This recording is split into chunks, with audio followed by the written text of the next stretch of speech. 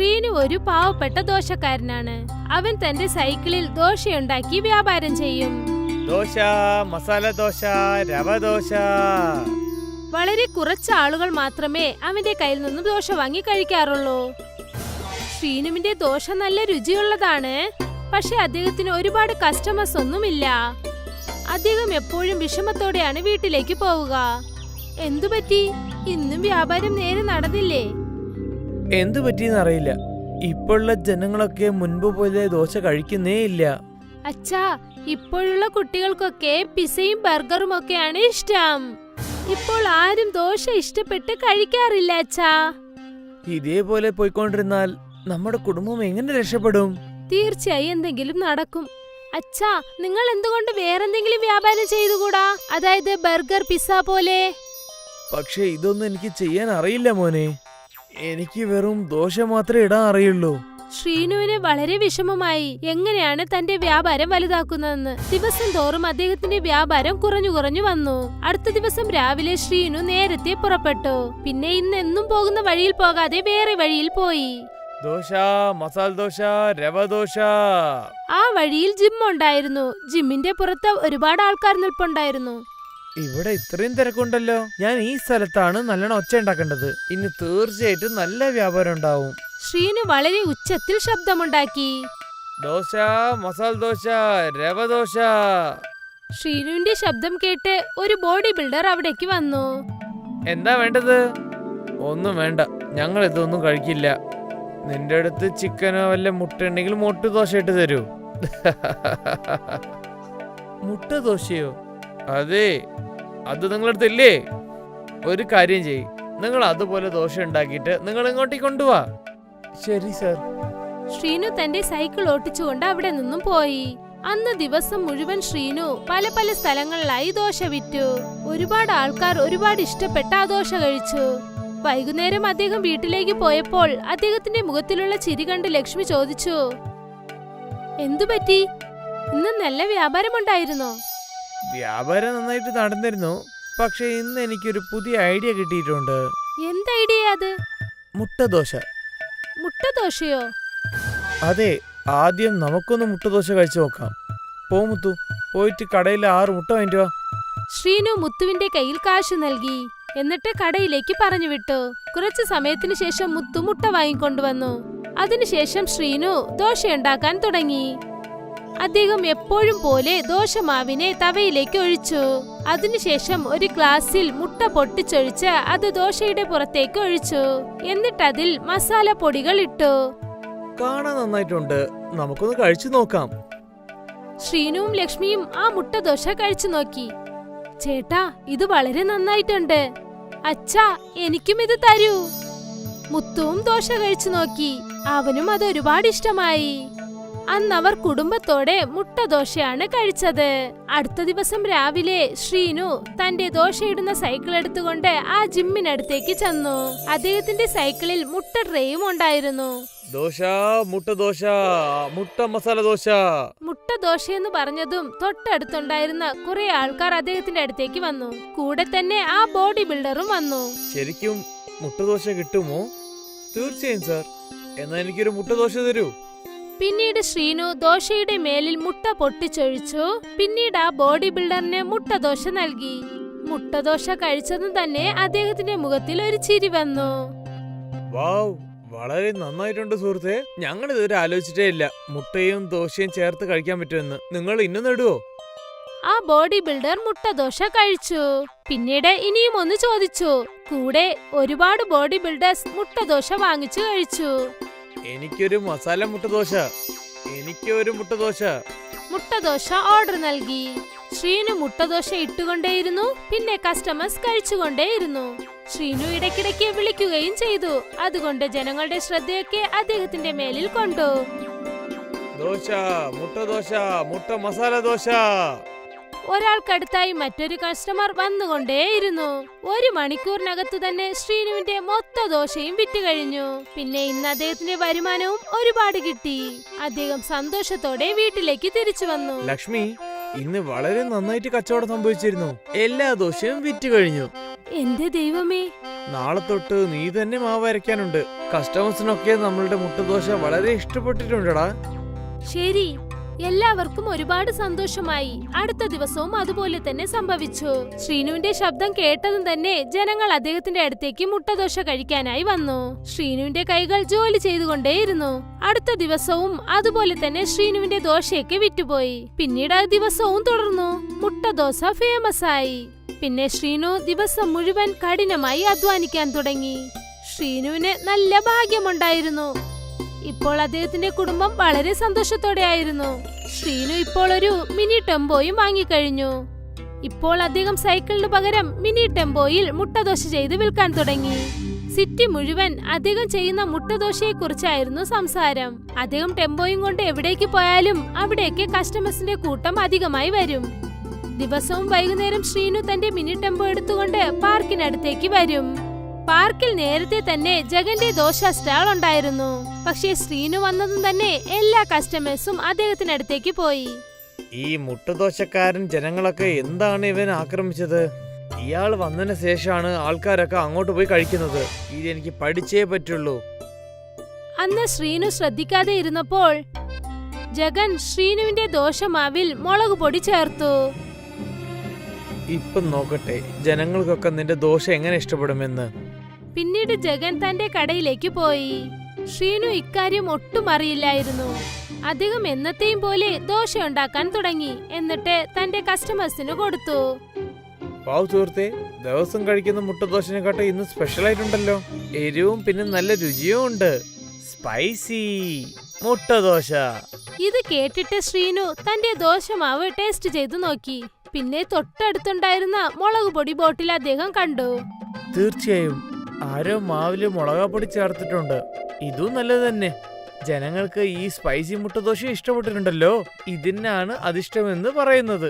മുട്ടദോശ, spicy മുട്ടദോശ. പിന്നെ വീണ്ടും ശ്രീനുവിന്റെ ടെമ്പോയുടെ അടുത്തേക്ക് ഒരുപാട് ആൾക്കാർ വന്നു. എല്ലാവർക്കും പുതിയ ആ സ്പൈസി മുട്ടദോശ കഴിക്കാനുള്ള ആഗ്രഹം. ശ്രീനു മുട്ടദോശ ചെയ്തുകൊണ്ടേയിരുന്നു. ജനങ്ങൾ അത് കഴിച്ചുകൊണ്ടേയിരുന്നു. എല്ലാവർക്കും സ്പൈസി മുട്ടദോശ ഒരുപാട് ഇഷ്ടമായി. ജഗന് മാത്രം ഇഷ്ടമായില്ല. ഞാൻ ഇങ്ങനെ ചെയ്തു പോയല്ലോ. ഞാൻ അവന്റെ കച്ചവടം നാശാക്കണമെന്ന് വിചാരിച്ചു. പക്ഷെ അറിയാതെ തന്നെ ഞാൻ അവന് നല്ലത് ചെയ്തു പോയല്ലോ. അയ്യോ എന്റെ ദൈവമേ. ശ്രീനുവിന്റെ സ്പൈസി മുട്ടദോശ വിൽക്കാൻ തുടങ്ങി. ഇത് കണ്ടതും ജഗന് ഒരുപാട് ദേഷ്യം വന്നു. പക്ഷെ പാവം, ഇനി അദ്ദേഹത്തെ കൊണ്ട് എന്തു ചെയ്യാൻ പറ്റും? അദ്ദേഹം കരുതി ശ്രീനുവിനെ ഇല്ലാതെയാക്കി താൻ രക്ഷപ്പെടാമെന്ന്. പക്ഷെ പാവം, അദ്ദേഹം സ്വന്തം കൈകൊണ്ട് തന്റെ കുഴി കുഴിച്ചു. സോണു ഒരു പഴയ സാധനങ്ങൾ വാങ്ങിക്കുന്നവനാണ്. അവൻ വീടുകൾ തോറും ചെന്ന് പഴയ സാധനങ്ങൾ വാങ്ങി വിൽക്കും. അവൻ ഈ ജോലി ചെയ്യുന്നത് വളരെ അത്യാവശ്യമാണ്. എല്ലാരും നല്ല വസ്ത്രങ്ങളാണോ ഇടുന്നത്? എന്നാണ് ഞാൻ നല്ല വസ്ത്രം ഇടുന്ന അറിയില്ലല്ലോ. എന്നെ ഇതുപോലെ പഴയ സാധനങ്ങളൊക്കെ പെറുക്കിട്ട് വാ എന്ന് പറയുന്നു. ഒരു ദിവസം കടയിൽ ട്രേയിൽ മാമ്പഴം ഇരിക്കുന്നത് അവൻ കണ്ടു. അവൻ ആ മാമ്പഴം കണ്ടതും അവൻ അത് കഴിക്കാൻ കൊതിയായി. അവൻ ആ വ്യാപാരിയുടെ അടുത്തേക്ക് ചെന്നു. ചേട്ടാ, ഒറ്റൊരു മാമ്പഴം തരുമോ? വല്ലാതെ വിശക്കുന്നുണ്ട്. ഒരു മാമ്പഴം 20 റുപ്യാണ്. 30 റുപ്യ താ. എന്റെ അടുത്ത് പൈസ ഇല്ലല്ലോ. എന്നാ എന്റെ അടുത്ത് മാമ്പഴം ഇല്ല. വയ്ക്കോ, ഇവിടുന്ന് ഓടിക്കോ. ആ കടക്കാരൻ അവനെ ശാസിച്ച് അവിടെ നിന്നും വിരട്ടിവിട്ടു. സോണു ആ മാമ്പഴം വളരെ ആഗ്രഹത്തോടെ നോക്കിയിട്ട് അവിടെ നിന്നും പോയി. അവൻ അങ്ങനെ നടന്ന് അവിടെ നിന്നും ഒരു പാർക്കിനടുത്ത് ചെന്നു. അവിടെ പ്രകാശ്, അനിൽ എന്നു പേരുള്ള 2 കുട്ടികൾ ഇരുന്ന് മാമ്പഴം കഴിക്കുന്നുണ്ടായിരുന്നു. നന്നായിട്ടുണ്ടല്ലേ? എന്റെ അച്ഛൻ ഇപ്രാവശ്യം നല്ല മാമ്പഴമാണ് വാങ്ങിട്ട് വന്നിരിക്കുന്നത്.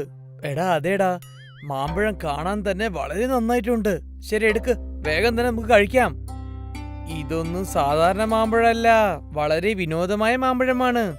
എന്നാ വിലയും കൂടുതലായിട്ടുണ്ടാവല്ലോ. വളരെ കൂടുതലാണ്. എന്റെ അച്ഛൻ ഈ മാമ്പഴം പുറത്തുനിന്നാണ് കൊണ്ടുവന്നത്. എനിക്ക് മാമ്പഴച്ച വളരെ ഇഷ്ടമല്ലേ, അതുകൊണ്ടാണ്. എനിക്ക് മാമ്പഴം കഴിക്കാൻ വളരെ ഇഷ്ടമാണ്. എനിക്ക് ഇനി നിൽക്കാൻ പറ്റില്ല. നീ വേഗം മാമ്പഴം എടുക്ക്, നമുക്ക് കഴിക്കാം. അനിലും പ്രകാശും ആ മാമ്പഴം കഴിക്കുന്നുണ്ടായിരുന്നു. അപ്പോഴേക്ക് സോണു അവിടെ ചെന്നു. അവർ രണ്ടുപേരും മാമ്പഴം കഴിക്കുന്നത് കണ്ടിട്ട് സോണുവിന് വീണ്ടും കൊതി വന്നു. ആ പഴയ പേപ്പർ കടക്കാരനെ നോക്ക്. നമ്മൾ മാമ്പഴം കഴിക്കുന്നത് എങ്ങനെ വിറച്ച് നോക്കുന്നുണ്ടല്ലേ? താൻ എന്താടോ ഞങ്ങളെ ഇങ്ങനെ നോക്കുന്നത്? നീ ഇതുവരെ മാമ്പഴം കണ്ടിട്ടില്ലേ? എന്താ, എനക്ക് മാങ്ങ വേണോ? സോണു അതേ എന്ന് പറഞ്ഞ് തലയാട്ടി. അവർ അവന്റെ നേരെ മാമ്പഴം നീട്ടി. സോണു അത് വാങ്ങിക്കാനായി ശ്രമിച്ചപ്പോൾ അവരാ മാമ്പഴം പുറകിട്ടെടുത്തു. ആ മാമ്പഴം വാങ്ങിക്കുന്ന ആഗ്രഹത്തിൽ സോണു കാല് തട്ടി താഴെ വീണു. വന്നിട്ടുണ്ട് മാങ്ങ കഴിക്കാൻ വേണ്ടി. എടാ, നിനക്ക് ഉളുപ്പുണ്ടോ? നിനക്ക് അണ്ടി പോലും കഴിക്കാനുള്ള യോഗ്യതയില്ല. എത്ര വില ഉയരുന്ന മാമ്പഴം അറിയോ? ഇതിന്റെ മണം തന്നെ പിടിക്കുന്ന വലിയ കാര്യാ. നീ ഓടിക്കോ. പ്രകാശും അനിലും അവനെ നോക്കി ചിരിച്ചു. സോണു വളരെ വിഷമത്തോടെ അവിടെ നിന്ന് പുറപ്പെട്ടു പോയി. തോളിൽ ആ പഴയ ചാക്കുമൂട്ടയും ചുമന്നുകൊണ്ട് പോയി. അവൻ അതുവഴി പോകുമ്പോൾ ഒരു വയസ്സായ സ്വാമിജി തറയിൽ മയങ്ങി വീണു കിടക്കുന്നത് അവൻ കണ്ടു. അദ്ദേഹത്തെ കണ്ടതും അവൻ ഓടി അദ്ദേഹത്തിനടുത്തേക്ക് ചെന്നു. സ്വാമിജി, എന്തു പറ്റി നിങ്ങൾക്ക്? എന്താ നിങ്ങൾ മയങ്ങി കിടക്കുന്നത്? ഇദ്ദേഹത്തിന് ഞാൻ വെള്ളം കൊടുക്കണമല്ലോ.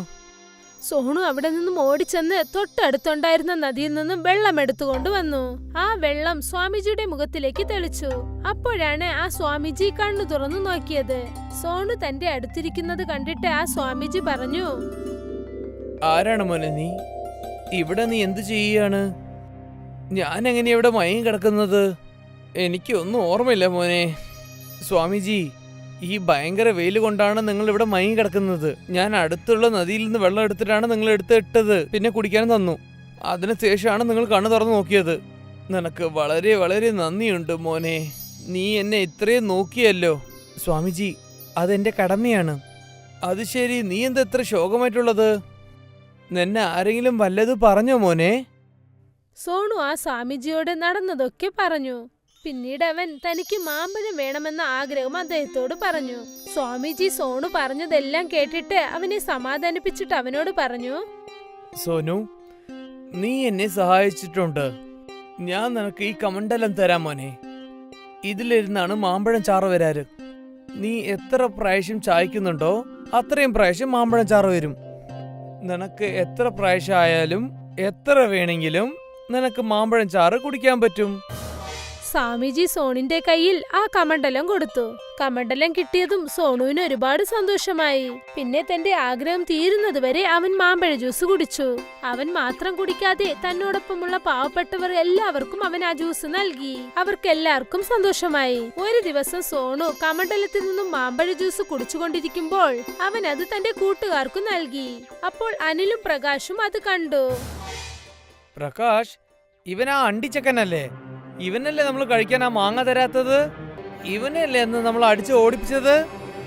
അതേ പഴയ സാധനം വെക്കുന്നവനല്ലേ? ആ, അവൻ തന്നെയാണ്.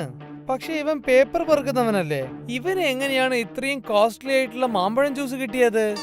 അതും ഇത്രയും മാമ്പഴം ജ്യൂസ് അത് ഇവൻ മറ്റുള്ളവർക്കും കൊടുക്കുന്നുണ്ടല്ലോ. ഇത് നമ്മൾ കണ്ടുപിടിച്ചേ പറ്റുള്ളൂ മോനെ.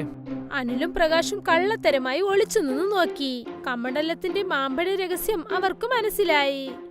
അങ്ങനെയാണോ? അവന്റെ അടുത്തുള്ള മാമ്പഴ ജ്യൂസിന്റെ രഹസ്യം അതാണോ? ഈ കമണ്ടലം നമുക്കങ്ങ് അടിച്ചു മാറ്റിയാലോ? പിന്നെ ഇവൻ എങ്ങനെയാ മാമ്പഴം ജ്യൂസ് കുടിക്കുന്നത് നമുക്ക് കാണാലോ. അനിലും പ്രകാശും സോണുന്റെ കണ്ണ് തെറ്റിച്ച് ആ കമണ്ടലം മോഷ്ടിച്ചു. എന്നിട്ട് മലയുടെ മുകളിൽ ചെന്ന് ഒളിച്ചിരുന്നു. അവിടെ ചെന്നതും അവർ രണ്ടുപേർക്കും ഇടയിൽ തർക്കമായി. അതായത് അതിലുള്ള മാമ്പഴ ജ്യൂസ് ആർക്കാണ് സ്വന്തമെന്ന്. താ പ്രകാശ്, ആ കമണ്ടലം താ. അതിലുള്ള മാമ്പഴ ജ്യൂസ് നമുക്ക് കുടിക്കാം. കമണ്ടലം ഞാൻ എന്തിനു തരണം? എന്റെ കയ്യിൽ കമണ്ടലം ഉണ്ടെങ്കിൽ അതിലുള്ള ജ്യൂസ് ഞാനാണ് കുടിക്കുക. എന്താ മനസ്സിലായോ?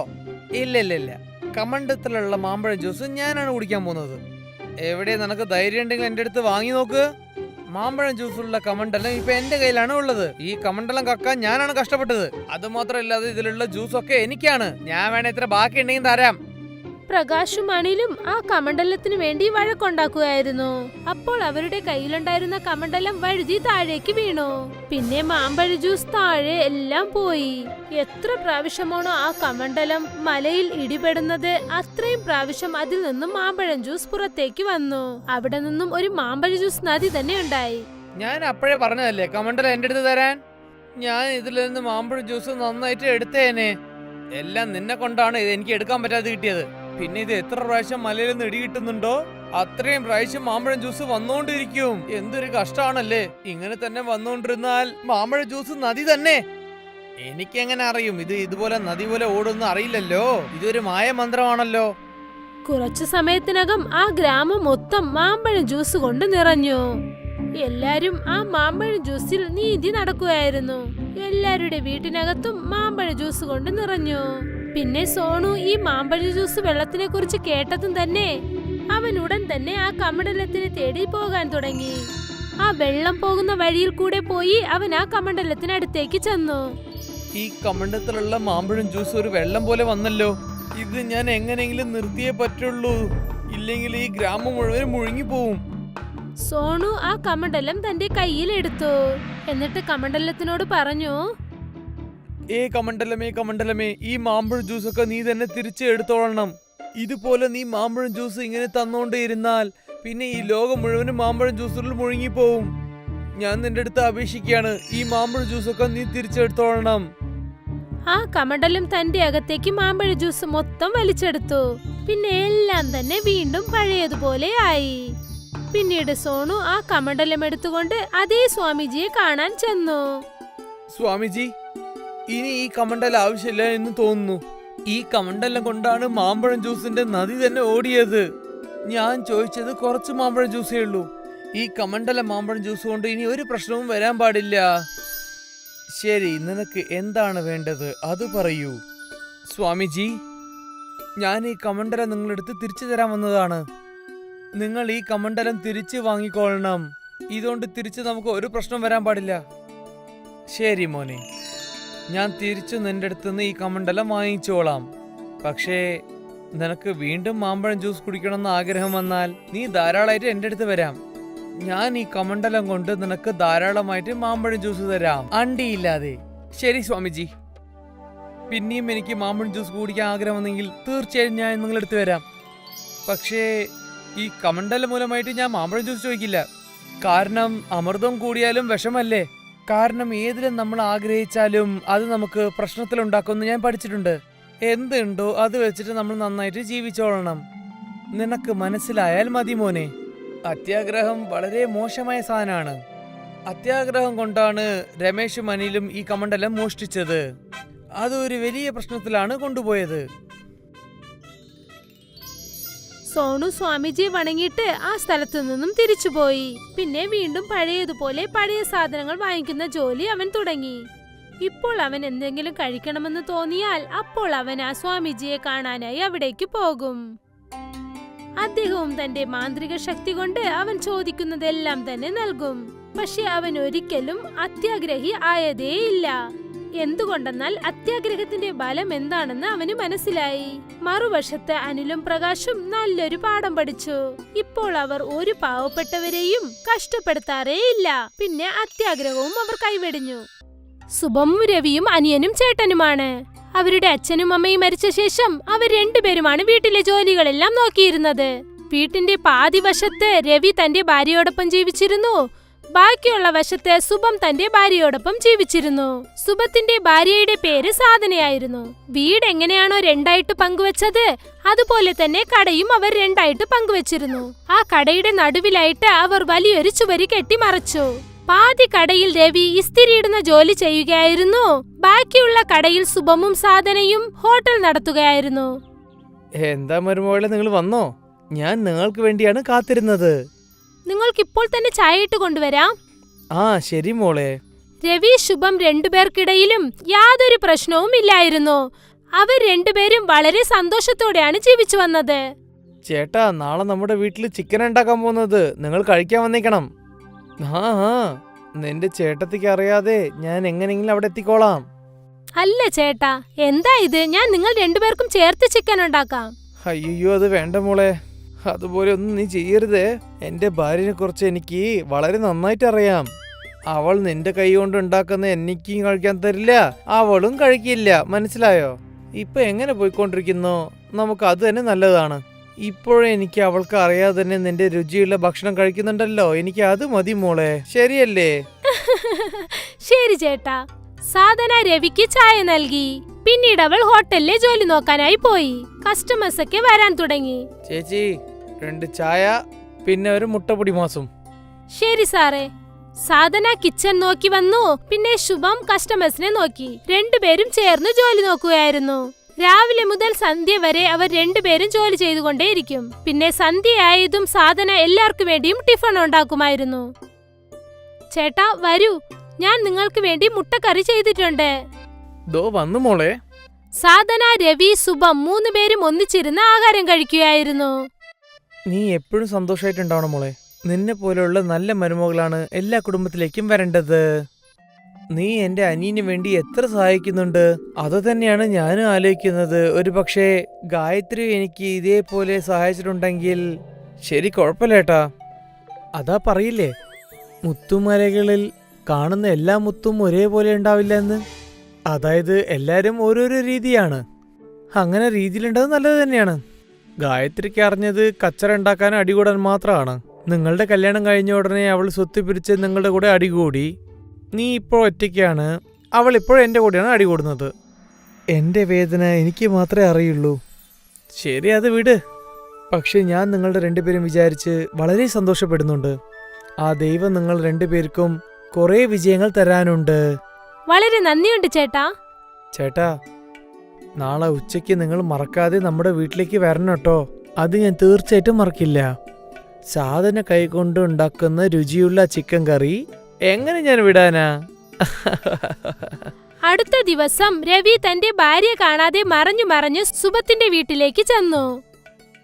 മോളെ സാധന, വേഗം ഭക്ഷണം എടുത്ത് വെക്കും മോളെ.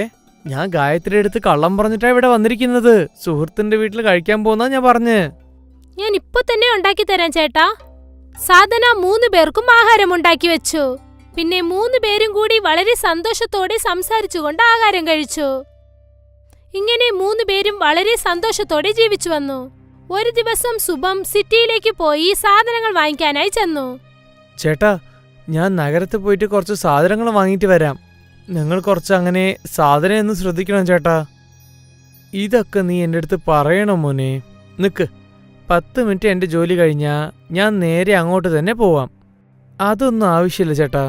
സാധന ഒറ്റയ്ക്ക് തന്നെ അവളുടെ എല്ലാ ജോലിയും നോക്കിക്കോളും. ആ എനിക്കെല്ലാം അറിയാം. പക്ഷേ ഞാൻ അവൾക്ക് എന്തെങ്കിലും സഹായിക്കണമെന്ന് എനിക്ക് തോന്നുന്നു. നീ പോയിക്കോ, ഞങ്ങൾ നോക്കിക്കോളാം. ശരി ചേട്ടാ. സുഭം അവിടെ നിന്നും പോയി. പിന്നെ രവി തൊട്ടടുത്ത കടയിൽ ജോലി ചെയ്യാനായി തന്റെ കട മൂടിയിട്ട് പോയി. രവി കസ്റ്റമേഴ്സിന്റെ പ്ലേറ്റ് എടുക്കുകയായിരുന്നു. അല്ല ചേട്ടാ, നിങ്ങളിതൊന്നും ചെയ്യണ്ട, ഞാൻ ചെയ്തോളാം. നീ ഇപ്പോഴവിടെ എന്ത് ചെയ്യുന്നോ നീ അത് പോയി ചെയ്തോളൂ. ഞാൻ ഇവിടെ ഉണ്ടല്ലോ. ഇവിടെ കുറച്ച് ജോലി ഞാനും ചെയ്തോളാം. അങ്ങനെ ജോലി ചെയ്തോണ്ട് തന്നെ ഞാൻ നിന്നോട് സംസാരിക്കാലോ. അതും ശരിയാണ്. ഹോട്ടലിലേക്ക് കസ്റ്റമേഴ്സ് വന്നു പോയിക്കൊണ്ടിരിക്കുകയാണ്. പിന്നെ സാധന ദിവസവും പോലെ കിച്ചൺ നോക്കുകയായിരുന്നു. പിന്നെ രവി കസ്റ്റമേഴ്സിനെ നോക്കുകയായിരുന്നു. എല്ലാം നല്ല രീതിയിൽ പോയിക്കൊണ്ടിരുന്നു. പിന്നെ പെട്ടെന്ന് ഗ്യാസ് തീർന്നുപോയി. അയ്യോ, ഇപ്പോൾ ഞാൻ എന്തു ചെയ്യും? എന്തു പറ്റി സാധന? ചേട്ടാ, ഗ്യാസ് തീർന്നുപോയി. കസ്റ്റമേഴ്സിന്റെ ഓംലെറ്റ് ഓർഡർ ഉണ്ട്. ഇപ്പോൾ എന്തു ചെയ്യാനാ? കസ്റ്റമേഴ്സിനെ തിരിച്ചയക്കണമെന്ന് തോന്നുന്നു. വേണ്ട, ഇത് കുറച്ചും കൂടി ശരിയല്ല. നീ ഒരു കാര്യം ചെയ്. ഓംലെറ്റ് ചെയ്യാൻ വേണ്ടി നീ മുട്ടയൊക്കെ പൊട്ടിച്ചു വെക്ക്. ബാക്കിയുള്ള കാര്യങ്ങളൊക്കെ എൻ്റെ അടുത്ത് വിട്ടേക്ക്. സാധന ഒരു പാത്രത്തിൽ മുട്ട ഉടച്ചിട്ടു. എന്നിട്ട് ആവശ്യത്തിന് ഉപ്പും പിന്നെ മുളക് പൊടിയും ചേർത്ത് നന്നായിട്ട് മിക്സ് ചെയ്തു. രവി തന്റെ കടയിൽ നിന്നും ഒരു പുതിയ അയൺ ബോക്സ് എടുത്തുകൊണ്ടുവന്നു. ഈ അയൺ ബോക്സ് വെച്ച് എന്തു ചെയ്യാനാ ചേട്ടാ? നീ കറണ്ട് അടുപ്പുള്ളത് നീ കണ്ടിട്ടുണ്ടോ? അത് എങ്ങനെയാണോ അതുപോലെ തന്നെയാണ് ഈ അയൺ ബോക്സും. നീ ഓംലെറ്റ് മിക്സ് ചെയ്ത് വെച്ചിട്ടുണ്ടല്ലേ, അത് ഈ അയൺ ബോക്സിൽ ഒഴിച്ചാൽ മതി. ഇതുകൊണ്ട് ഓംലെറ്റ് ചെയ്യാമോ? നമുക്കൊന്ന് ശ്രമിച്ചു നോക്കാടോ. രവി അയൺ ബോക്സ് വയർ ബോർഡിൽ കുത്തി. ആ അയൺ ബോക്സ് ചൂടായ ഉടൻ തന്നെ സാധന അതിലേക്ക് ആ കലക്കി വെച്ചിരുന്ന മുട്ട എടുത്ത് ഒഴിച്ചു. ഉടൻ തന്നെ ആ മുട്ട പൊരിഞ്ഞു വലുതായി മാറി. കണ്ടില്ലേ? പിന്നീട് 2 മിനിറ്റിനകം തന്നെ ഓംലെറ്റ് റെഡിയായി. സാധന ഓംലെറ്റ് പ്ലേറ്റിലേക്ക് വെച്ചു.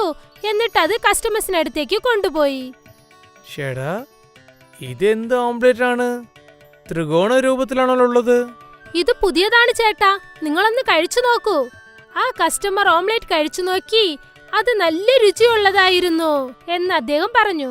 ഇത് ശരിക്കും നന്നായിട്ടുണ്ട് മോളെ. പിന്നെ ഇതിന്റെ രൂപവും നന്നായിട്ടുണ്ട്. അത് കണ്ടിട്ട് മറ്റുള്ള കസ്റ്റമേഴ്സും ത്രികോണ ഓംലെറ്റിന് ഓർഡർ നൽകി. എനിക്കും അതുപോലെ ത്രികോണ ഓംലെറ്റ് വേണം. എനിക്കും തരൂ. സാധന തുടർന്ന് ത്രികോണ ഓംലെറ്റ് ചെയ്തുകൊണ്ടേയിരുന്നു. കസ്റ്റമേഴ്സ് അത് കഴിച്ചുകൊണ്ടേയിരുന്നു. കുറച്ചു സമയത്തിന് ശേഷം സുഭം സാധനങ്ങൾ വാങ്ങിക്കൊണ്ട് വന്നപ്പോൾ തന്റെ ഹോട്ടലിന്റെ പുറത്തുള്ള ആൾക്കാരെ കണ്ട് അവൻ അതിശയിച്ചു പോയി.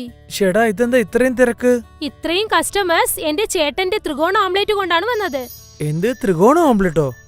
രവി സുബത്തിനോട് ആ അയൺ ബോക്സ് ഓംലെറ്റിനെ കുറിച്ച് എല്ലാം തന്നെ പറഞ്ഞു. അവിടെ കുറച്ച് നോക്കുമോനെ, ത്രികോണ ഓംലെറ്റ് കഴിക്കാൻ വേണ്ടി എത്ര പേരെ ഇവിടെ ക്യൂല് നിൽക്കുന്ന കണ്ടില്ലേ? എന്റെ ദൈവമേ ചേട്ടാ, നിങ്ങൾ വലിയ സംഭവം തന്നെ. പിന്നീട് 3 പേരും ചേർന്ന് കസ്റ്റമേഴ്സിന് ഓംലെറ്റ് നൽകി. ആ ത്രികോണ ഓംലെറ്റ് കാരണം ആ ഹോട്ടൽ വളരെ ഫേമസ് ആയി. സാധനയും സുമമും സോഷ്യൽ മീഡിയയിൽ വൈറലായി മാറി. ഒരു ദിവസം രവി തന്റെ വീട്ടിൽ ആഹാരം കഴിക്കുകയായിരുന്നു. നിങ്ങൾ സാധനയും സുബത്തെയും കുറിച്ചൊരു കാര്യം അറിഞ്ഞോ? കേട്ടത് മാത്രല്ല, ഞാൻ കണ്ണോട് കണ്ടതാണ്.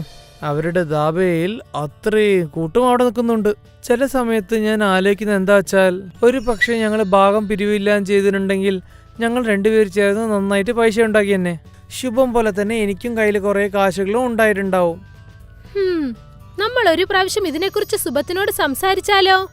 എന്ത് സംസാരിക്കാനാ പറയുന്നത്? നിങ്ങൾ അദ്ദേഹത്തോട് 2 കടയും ഒന്നിച്ചു ചേർത്ത് വലിയ ഹോട്ടൽ തുടങ്ങാമെന്ന് പറയൂ. പക്ഷേ ഒരു പ്രാവശ്യം കൂടി നീ അടികൂടിയാൽ അപ്പൊ എന്തു ചെയ്യും? എനിക്കെന്തോ വട്ടാണോ വരുന്ന ലക്ഷ്മിയെ വേണ്ട എന്ന് പറയാൻ? എന്നാ ശരി. രവിക്ക് മനസ്സിനകത്ത് ഒരുപാട് സന്തോഷം തോന്നി. അവന് മുൻപേ ഇത് തന്നെയായിരുന്നു ആഗ്രഹം. കുറച്ചു ദിവസത്തിനകത്ത് 2 കടയും ഒന്നിച്ചു ചേർത്ത് അവരൊരു വലിയ ഹോട്ടൽ തുടങ്ങി. ശുഭം, രവി, സാധന 3 പേരും ഒന്നിച്ചുകൂടി ഹോട്ടൽ നടത്തി.